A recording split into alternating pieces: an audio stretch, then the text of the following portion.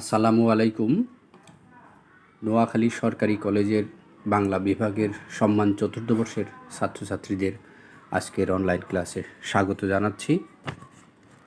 তোমাদের সঙ্গে আজকে আমার প্রথম অনলাইন ক্লাস।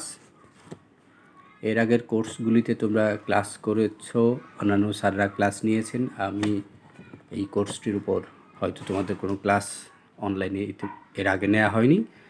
আজকের এই কোর্সের উপর অনলাইন ক্লাসটি প্রথম। আজকের কোর্স হচ্ছে কোর্স কোড 241017। কোর্সের শিরোনাম বাংলাদেশের মুক্তিযুদ্ধের সাহিত্য। প্রিয় শিক্ষার্থী, আজকে যেহেতু প্রথম ক্লাস, তাই আমি বাংলাদেশের মুক্তিযুদ্ধের সাহিত্য বিষয়ক যেই কোর্সটি আমাদের সিলেবাসের অন্তর্ভুক্ত, আমরা সেই কোর্সটি সম্পর্কে, কোর্সের সিলেবাস সম্পর্কে আজকে বিস্তারিত আলোচনা করব। তোমরা হয়তো অনেকেই পাঠ্য বই সংগ্রহ করো না, কিংবা করনি, বা এই প্যান্ডেমিক সিচুয়েশনে হয়তো অনেকের পক্ষে সম্ভবও হয়নি। তো আমি এই জন্য শুরুতেই কোর্সের সিলেবাসের বিস্তারিত আলোচনা করছি। বাংলাদেশের ইতিহাসের সবচেয়ে গুরুত্বপূর্ণ অধ্যায় বাংলাদেশের মুক্তিযুদ্ধ। প্রিয় শিক্ষার্থী, এই কারণে স্বভাবতই আমাদের সিলেবাসের অন্তর্ভুক্ত করা হয়েছে মুক্তিযুদ্ধের সাহিত্যের কিছু অংশ, এবং বাংলাদেশের মুক্তিযুদ্ধ বাংলাদেশের সাহিত্য, বিশেষ করে ৭১ পরবর্তীকালের বাংলা সাহিত্যের একটা বড় অনুষঙ্গ, সম্ভবত সবচেয়ে বড় অনুষঙ্গ হিসাবে ব্যবহৃত হয়েছে। এবং আমাদের ভাষা সাহিত্য সমৃদ্ধ হয়েছে মুক্তিযুদ্ধের প্রেরণা এবং মুক্তিযুদ্ধের চেতনায় নির্মিত আমাদের অসংখ্য শিল্পকর্মের দ্বারা। প্রিয় শিক্ষার্থী, আমরা এই কোর্সের বিস্তারিত সিলেবাসের বিন্যাস আমরা দেখছি। আমাদের কোর্সের শিরোনাম বাংলাদেশের মুক্তিযুদ্ধের সাহিত্য। এর 4টি অংশ থাকবে: কবিতা, ছোট গল্প, উপন্যাস এবং একটি স্মৃতিকথা বা ডায়েরি।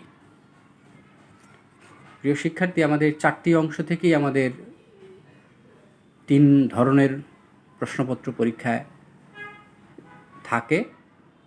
পরীক্ষায় 3 ধরনের প্রশ্ন থাকে। প্রশ্নপত্রে আমরা অতি সংক্ষিপ্ত, সংক্ষিপ্ত এবং রচনামূলক প্রশ্ন আমরা এই 4টি অংশ থেকেই পাব, এবং আমাদের 4টি অংশ থেকেই উত্তর করতে হবে।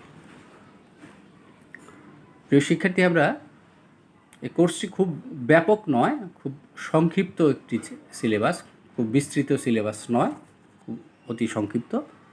আমরা প্রথমেই দেখব আমাদের এই কোর্সের অন্তর্ভুক্ত কবিতাগুলো কী কী। এখানে আমাদের 8টি কবিতা পাঠ্য।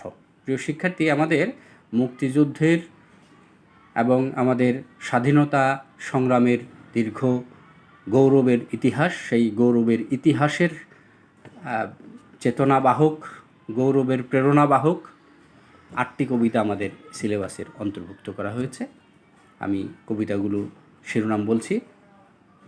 প্রথমে তোমাকে পাওয়ার জন্য হে স্বাধীনতা, শামসুর রহমানের একটি বিখ্যাত কবিতা। এরপরে দ্বিতীয় পাবো আমরা এখন সকল শব্দই, হাসান হাফিজুর রহমানের আরেকটি কবিতা। 3 নাম্বার আর কত রক্তের দরকার হবে, সৈয়দ শামসুল হক। 4 নাম্বার একজন মুক্তিযোদ্ধার আত্মসমর্পণ, রফিক আজাদ। 5 আগ্নেয়াস্ত্র, নির্মলেন্দু গুণ। 6 নচিকেতা, আবুল হাসান। 7 বাঙালির জন্মতিথি, মোহাম্মদ নুরুল হুদা। 8 বাতাসে লাশের গন্ধ পাই, রুদ্র মোহাম্মদ শহীদুল্লাহ। প্রিয় শিক্ষার্থী, এই 8টি কবিতা আমাদের কবিতা অংশের পাঠ্য। এরপরে আমাদের সিলেবাসের দ্বিতীয় অংশ ছোট গল্প। প্রিয় শিক্ষার্থী, মুক্তিযুদ্ধের প্রেরণায় এবং মুক্তিযুদ্ধের যে গৌরব গাথা আমাদের সাহিত্যকে যেমনি সমৃদ্ধ করেছে, তার একটি বড় অংশ হচ্ছে ছোট গল্প। বাংলাদেশের ৭১ পরবর্তীকালে ছোট গল্পে মুক্তিযুদ্ধের প্রসঙ্গ নানানভাবে বিবৃত হয়েছে।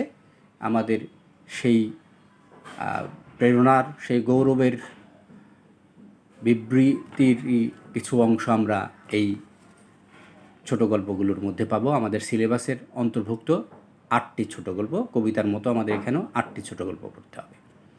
প্রিয় শিক্ষার্থী, আমি গল্পগুলোর নাম, শিরোনাম বলছি। পরিবানুর কাহিনী, সত্যেন সেনের একটি বিখ্যাত গল্প। আমাকে একটি ফুল দাও, আলাউদ্দিন আল আজাদ। তৃতীয়, ভূষণের একদিন, হাসান আজিজুল হক। চতুর্থ, একজন মুক্তিযোদ্ধার জন্ম, রিজিয়া রহমান। পঞ্চম, আমিনা ও মদিনার গল্প, সেলিনা হোসেন। ষষ্ঠ, নচিকেতাগণ, কায়েস আহমদ। সপ্তম, জলিল সাহেবের পিটিশন, হুমায়ুন আহমেদ। অষ্টম, ৭১-এর যিশু, শাহরিয়ার কবির। প্রিয় শিক্ষার্থী, এই ৮টি গল্প আমাদের সিলেবাসের অন্তর্ভুক্ত। আমরা এখানে ৮টি কবিতা দেখেছি এবং ৮টি গল্প দেখলাম। এই মোট আমাদের ৮টি কবিতা এবং ৮টি গল্প দ্বিতীয় অংশে। প্রিয় শিক্ষার্থী, এরপরে আমাদের সিলেবাসের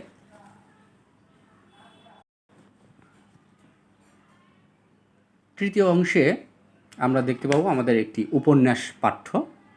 বাংলাদেশের মুক্তিযুদ্ধ চলাকালীন সময়ে রচিত একটি উপন্যাস, বিখ্যাত একটি উপন্যাস।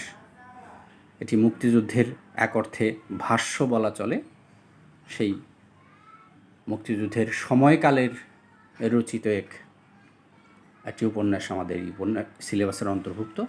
আমরা সেই উপন্যাসটির নাম হচ্ছে রাইফেল, রুটি, আওরাত, আনোয়ার পাশার। আনোয়ার পাশা ঢাকা বিশ্ববিদ্যালয়ের শিক্ষক ছিলেন এবং তিনি মুক্তিযুদ্ধে জীবন উৎসর্গ করেছেন। পাক হানাদার বাহিনীর দোসরদের হাতে এই দেশের প্রতি তার ভালোবাসার প্রতিদান হিসেবে তার জীবন উৎসর্গ করেছেন। সেই এমন একজন মুক্তিযুদ্ধকে খুব কাছ থেকে দেখা একজন মানুষ, যিনি মুক্তিযুদ্ধের সময়কালে অবরুদ্ধ ঢাকা নগরীর যেই ভয়াবহ দুর্দশাগ্রস্ত জীবনযাত্রা, তার একটি পরিচয় আমরা পাব এই উপন্যাসের মধ্যে। একই সঙ্গে আমাদের প্রেরণা এবং গৌরবের যে উজ্জ্বলতর দিক, সেটি আমরা এই উপন্যাসটির মধ্যে খুঁজে পাব। প্রিয় শিক্ষার্থী, আমাদের বাংলা সাহিত্যের আরেকটি অমর সৃষ্টি ৭১-এর দিনগুলি। এটি একটি দিনলিপি বা দিনলিপি। এটি একটি স্মৃতিকথা। ৭১-এর মুক্তিযুদ্ধ চলাকালীন সময়ে এক মহান মহীয়সী জাহানারা ইমাম, শহীদ জননী জাহানারা ইমাম, তার রচিত এই দিনলিপি, অর্থাৎ তার মুক্তিযুদ্ধের সময়কালে নিয়ে তার স্মৃতিকথা এই দিনলিপির মধ্যে তুলে ধরেছেন এবং এই গ্রন্থটির নাম ৭১-এর দিনলিপি। এই গ্রন্থে জাহানারা ইমাম তার পরিবারের মানুষদের অংশগ্রহণের কথা যেমন বলেছেন, মুক্তিযুদ্ধে তার পরিবারের, তার সন্তানের, তার পরিবার পরিজনের অংশগ্রহণের কথা যেমন বলেছেন, তিনি তার সন্তান হারিয়েছেন এই শহীদ জননী জাহানারা ইমাম, তার একটি অমর স্মৃতিকথা ৭১-এর দিনগুলি। এর মধ্যে একই সঙ্গে ৭১-এর যুদ্ধ চলাকালীন সময়ের দিনলিপি যেমন পাই, তেমনি আমরা এর পূর্বের রাজনৈতিক নানা প্রসঙ্গেরও উত্থাপন আমরা এই স্মৃতিকথাটির মধ্যে আমরা পাব। আমাদের বাংলাদেশের সাহিত্য, বাংলা ভাষায় রচিত সাহিত্য এর একটি গুরুত্বপূর্ণ ইতিহাস নির্ভর একটি সাক্ষ্য হিসাবে, মুক্তিযুদ্ধের একটি সাক্ষ্য হিসাবে ৭১-এর দিনগুলি অত্যন্ত তাৎপর্যপূর্ণ। প্রিয় শিক্ষার্থী, আমাদের সিলেবাসের অন্তর্ভুক্ত করা হয়েছে এই তাৎপর্যপূর্ণ এই গ্রন্থটিও। প্রিয় শিক্ষার্থী, এবার আসি আমরা এর মান বন্টন বিষয়ে। আমাদের এই কোর্সের 4টি অংশ থেকে আমাদের পরীক্ষার প্রশ্নের উত্তর করতে হবে। আমাদের অতি সংক্ষিপ্ত প্রশ্ন যথারীতি 12টি প্রশ্ন থাকবে। এর মধ্যে থেকে আমাদের 10টি প্রশ্নের উত্তর করতে হবে। আমরা যেই 8টি কবিতা, 8টি গল্প, একটি উপন্যাস এবং একটি দিনলিপি, এই 4টি অংশ সিলেবাসের 4টি অংশ থেকেই আমাদের এই 12টি প্রশ্ন থাকবে এবং এখান থেকে আমাদের যে কোনো 10টি প্রশ্নের উত্তর করতে হবে। একই সঙ্গে আমাদের সংক্ষিপ্ত প্রশ্ন থাকবে 8টি। এই 8টি সংক্ষিপ্ত প্রশ্ন আমরা পাবো আমাদের যেই সিলেবাসের যে 4টি অংশ, সেই 4টি অংশ থেকেই। সাধারণত প্রতিটি অংশ থেকেই 2টি করে প্রশ্ন পরীক্ষার প্রশ্নপত্রে উল্লেখ থাকে। আমাদের এই 8টি প্রশ্ন থেকে যে কোনো 5টি প্রশ্নের উত্তর করতে হয়। প্রিয় শিক্ষার্থী, প্রতিটি প্রশ্নের নম্বর 4 করে 20। আমরা অতি সংক্ষিপ্ত প্রশ্নে পেলাম 10, সংক্ষিপ্ত প্রশ্নে পাবো 20, 30, বাকি আর 50 নম্বর আমরা পাবো 8টি রচনামূলক প্রশ্ন থাকবে। সেখান থেকে আমাদের 5টি প্রশ্নের উত্তর করতে হবে। মোট 50 নম্বর, এই মোট আমাদের 80 নম্বরে পরীক্ষা দিতে হবে এই কোর্স থেকে। প্রিয় শিক্ষার্থী, এই কোর্সের যে রচনামূলক প্রশ্ন, সেই রচনামূলক প্রশ্নগুলো মূলত আমাদের যেই সিলেবাসের 4টি অংশ আছে, 4টি অংশ থেকেই প্রায় সমানভাবেই উল্লেখ থাকে। অর্থাৎ কবিতা থেকে 2টি প্রশ্ন, গল্প থেকে 2টি প্রশ্ন, উপন্যাস থেকে 2টি প্রশ্ন এবং দিনলিপি থেকে 2টি প্রশ্ন। মোট 8টি প্রশ্ন পরীক্ষার প্রশ্নপত্রে সাধারণত থাকে। আমরা এখান থেকে যে কোনো 5টি প্রশ্নের উত্তর করতে পারবো।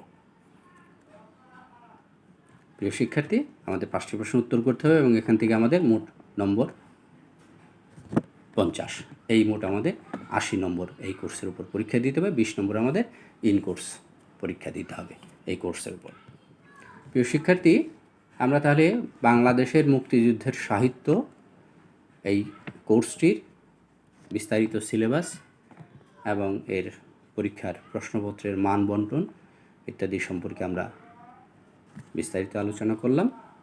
আজকে প্রথম ক্লাস। তোমরা এই কোর্সের সিলেবাসের যে অন্তর্ভুক্ত যে কবিতাগুলো এবং যে গল্পগুলো, এগুলি বাজারে বই আকারে মুদ্রিত পাওয়া যায়। একই সঙ্গে তোমরা এই কবিতাগুলো বাছাই করা কবিতা, এগুলো কোনো এই 8টি কবিতা তোমরা নেট থেকেও সার্চ দিয়ে অনায়াসে ডাউনলোড করে নিতে পারো। যদি বাজার থেকে তোমরা সংগ্রহ করতে নাও পারো, তবে আর এই 8টি কবিতা তোমরা অনায়াসে নেট থেকে ডাউনলোড করে নিতে পারো। এবং এই গল্পগুলোরও কিছু কিছু গল্প তোমরা নেট থেকে ডাউনলোড করে নিতে পারবে যদি বাজার থেকে তোমরা এই প্যান্ডেমিক সিচুয়েশনে সংগ্রহ করতে নাও পারো। তাই আমি আজ